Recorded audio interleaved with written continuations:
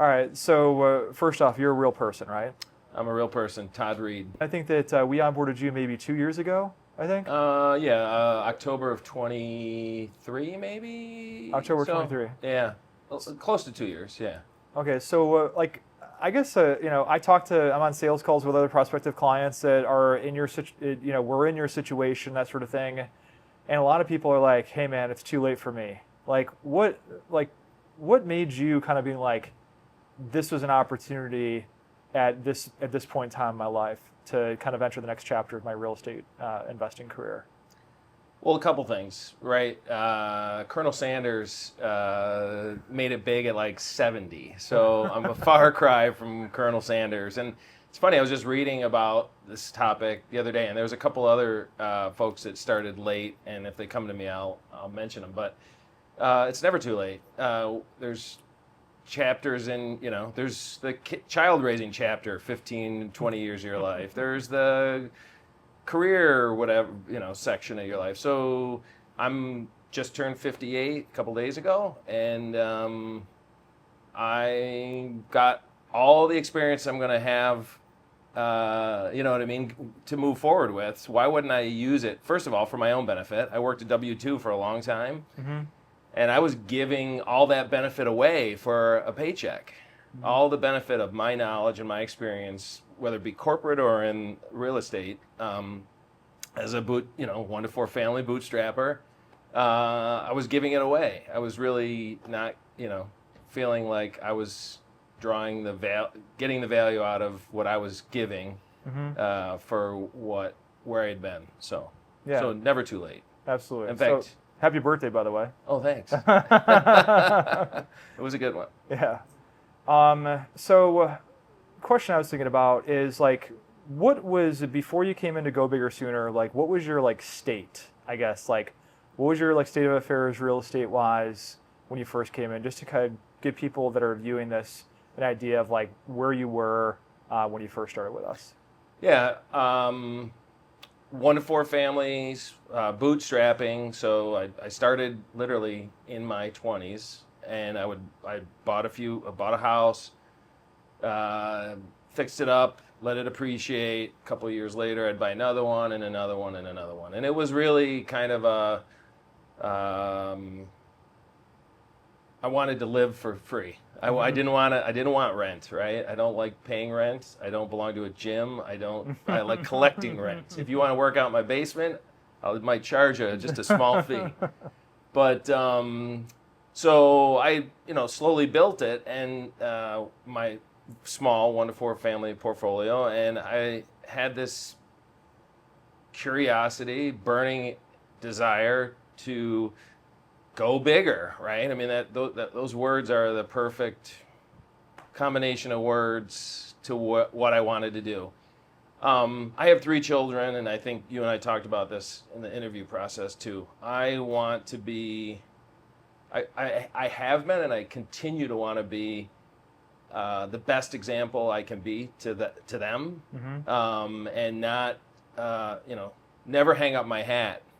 Always keep doing, learning, growing, and expanding, whether it be getting my captain's license to sail in Greece. That was a go bigger moment for me in a different lane of my life, and your mentorship and the program was go bigger in my real estate lane. So. Mm-hmm. So let's talk about, I guess maybe the pain points you were having, or maybe what stopped you from just doing it on your own? I guess, what stopped you from just doing YouTube university your way to going bigger? Why did you feel like you needed the extra help? The internet is full of information, tons of information. A lot of it's mixed. A lot of it, you can pick up a lot of cross signals, and I felt like a program that, with someone that's done it, right? I don't really know the background, but I could learn about your background and get to know you like you interviewed me, I interviewed you, Mm-hmm. to feel comfortable. And I just think I needed the, I had, again, going back to the internet, lots of cross signals. I could do a lot of research. I did, read a lot of books, but there wasn't, joining the group was getting it all aligned and putting it in a digestible format, and having the mentorship, right?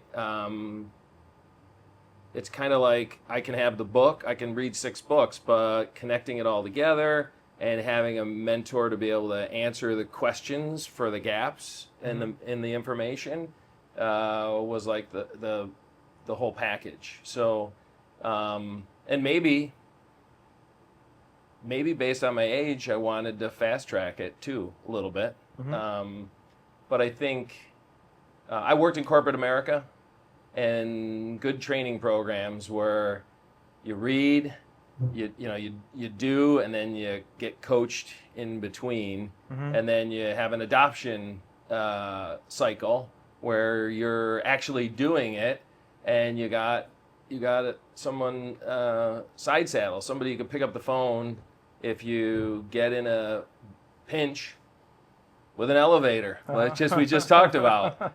You can say, "Hey, does this sound right? I'm getting told all this. Does this jive?" So, I guess that's Absolutely. So, what did we help you accomplish? okay.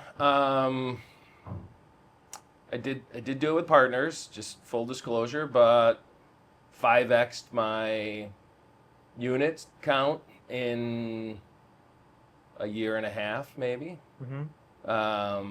So, and I've got so much more education, so much more confidence, right? I've watched all those videos, but I didn't know how it all stacked up and what I could trust and what I could actually, step out and risk doing. So,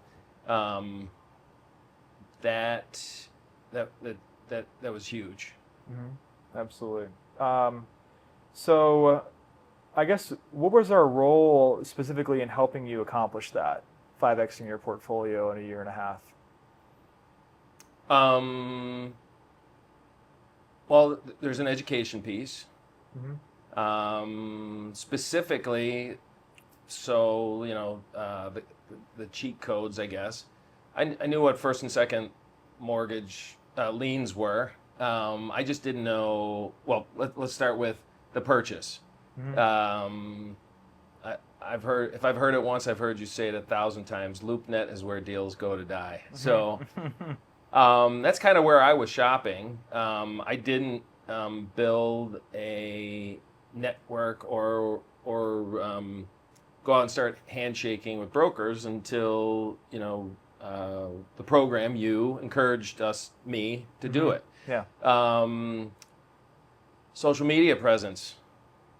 I see friends I haven't seen in years, and they don't even have to ask me what I'm doing, right? How you been? Blah blah blah. They already jumped to the question, how's your real estate going? Because they know, I was the W-2 corporate guy in operations for most of my life. So the social media piece. I mentioned the capital stack, but when I was first buying houses, mortgage brokers would come to you with first and second lien mortgage packages, and and then that kind of went away in 2008 or whatever, all the financial scrutiny. People weren't coming to me with those packages, but the capital stack with using community banks and using private lenders was exactly that, but it wasn't until I saw it on a bigger scale that I could use that to get to where I wanted to go. So those are a few of the specifics I can think of off the top of my head. Excellent. So at what moment did faith in the program turn into true belief? Because I know that it took a certain amount of faith going on a limb, investing in yourself by bringing us onto your team. Like, when did it actually turn into like, damn, this was totally worth the investment? Well, I think I went through the coursework. We had the regular meetings. I wouldn't say I'm a doubting Thomas, but I need concrete examples. So when we started visiting properties, when we started doing the field trips, Mm-hmm. like Orlando's deal, Mm-hmm. we just walked Chad's deal. Mm-hmm. This is that was showed me, or that's when the leap. It was no longer a leap of faith because I could reach out and touch a piece of concrete Mm-hmm. and know personally the person that did it or could see their deal.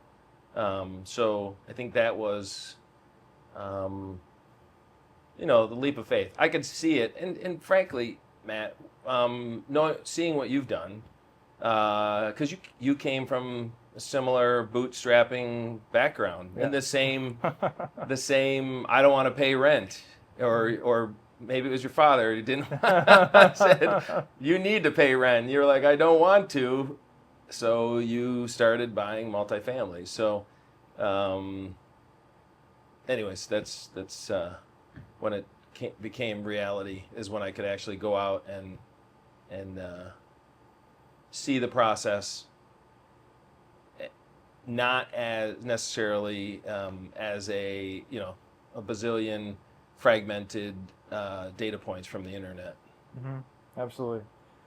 So, I mean, it's great to know that this was a program that was a great fit for you. But I guess, like, more importantly, who is this opportunity not for? It's not for the faint of heart, because you need a certain level of confidence in every channel, every phase, every operation, right? From the sourcing the deal, you got to be able to talk to people. If you love living in your mom's basement and playing video games, might not be for you. Mm-hmm. You have to be able to talk to people. I have kids in their 20s, Mm-hmm.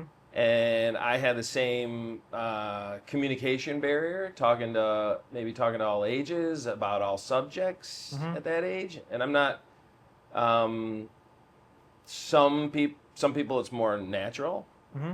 Other people it's acquired. And I think at some point in my life it was a developed skill. So I think if you struggle with communication, I would say make sure you look inside yourself, because you're going to put yourself out there, and in many different situations, being able to communicate, and the other part is you can't be afraid of failing, Mm-hmm. because you're going to talk to a ton of brokers, and they might kick you around a little bit because they don't like tire kickers. And there's one in mind, I can tell you, and I think you know what I'm talking about. Mm-hmm.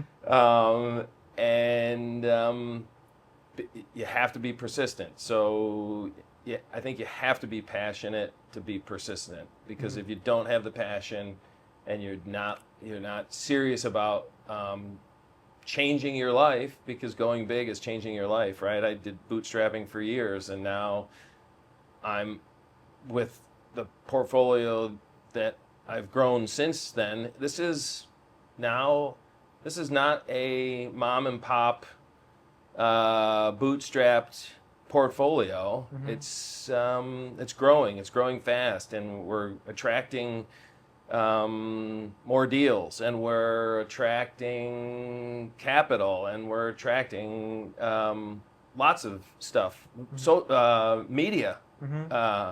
are interested in what we're doing. So you have to feel comfortable in your skin in every single one of those lanes. So I guess if you're not, get right with yourself before you jump in, because you're going to need those skills and that persistence and that I wouldn't say that tough skin, but I think persistence is the best way, right? Mm-hmm. We don't want to, I guess, have too tough of a skin, because then we lose our ability to communicate and our likability factor, right? The whole know, like, and trust factor. So I guess I kind of went from who shouldn't do this to who should, but somewhere in there, just flip it to the antithesis of where I went. So last question in the interrogation, Todd. Sure. So if there is someone who is viewing this video right now and they're on the fence about getting our help, like what would you say to them? The best time to start something is today, because the more you sit around and wait, you're losing time. That's the most precious commodity is your time. So I would say, don't wait. Don't wait. You know, you can do things and make mistakes, but if you never do them, you'll never know. I tell my kids, and they don't even. I do not even have to repeat it anymore. I say, what does Wayne Gretzky say? Mm-hmm. I miss 100% of the shots I don't take. And they can repeat it back to me, because I tell them to go for it. Go, become a pilot, travel the world, do what makes you happy. And they're all doing it. And I think they're happier for it. They're much more fulfilled. So why beat yourself up? Why languish and create your own anxiety about making a decision? Just fish or cut bait. Mm-hmm. There's another saying I was going to use, but I caught myself. So yeah, go for it. Mm-hmm. There's no better day than today. Absolutely.